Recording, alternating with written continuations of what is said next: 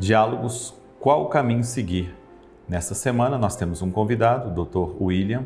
Ele é um psicólogo que atende lá em Belo Horizonte, ele é mineiro, ele é doutor pela Universidade Federal do Rio de Janeiro, professor emérito da PUC, assessora muitas congregações religiosas, o CELAM e a CNBB também.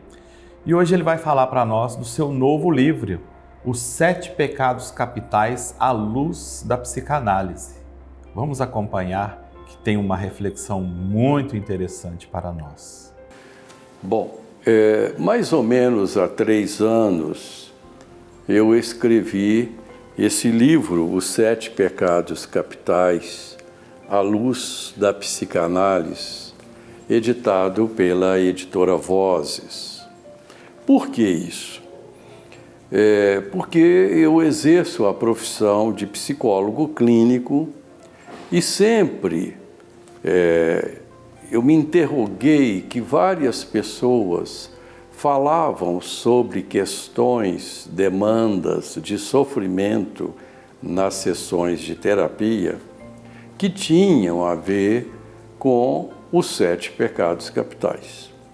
E daí eu procurei estudar o grande autor, aquela pessoa que criou essa chave de leitura, que foi mais ou menos 400 e poucos anos depois de Cristo, que se chama Evagrio Póntico.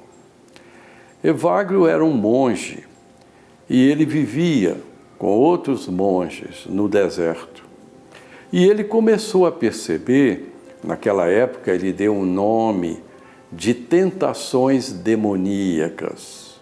Era o vocábulo mais comum da época, né?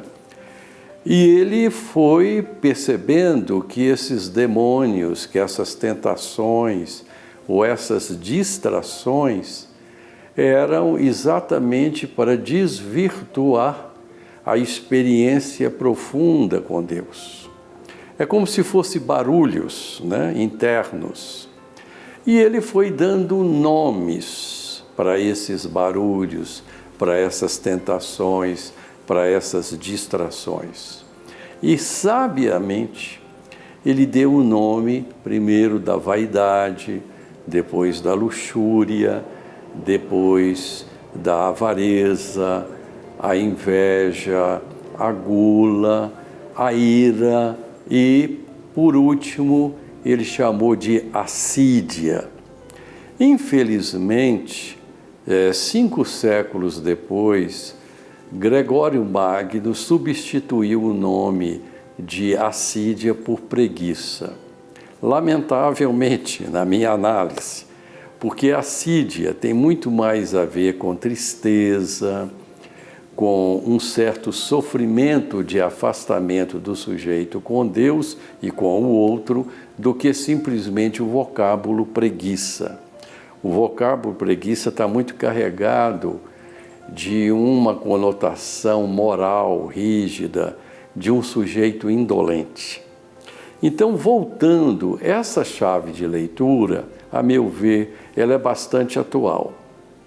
E, por incrível que pareça, os manuais de psiquiatria do final do século XIX para o século XX apropriou dessa chave de leitura e transformou tudo isso em diagnósticos e de sintomas psíquicos. Então, na verdade, os 7 pecados capitais é a matriz principal do sofrimento psíquico do ser humano. E no consultório ou no confessionário, eles aparecem com muita frequência.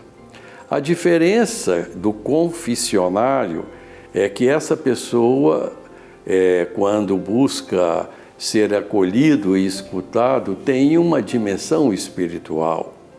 E no consultório de um psicólogo, de um psicanalista, há uma outra dimensão. Então, é muito importante acolher essa chave de leitura, porque ela serve tanto para a orientação espiritual como para o atendimento psíquico. Os 7 pecados parecem ter inspirado a brincadeira popular de que tudo que é gostoso ou faz mal ou é pecado. Mas não se trata só disso, como nós podemos acompanhar nessa bela reflexão que o Dr. William trouxe para nós. Diálogos, qual o caminho seguir, traçando caminhos novos para que a gente possa recuperar um novo rosto da humanidade. Tchau!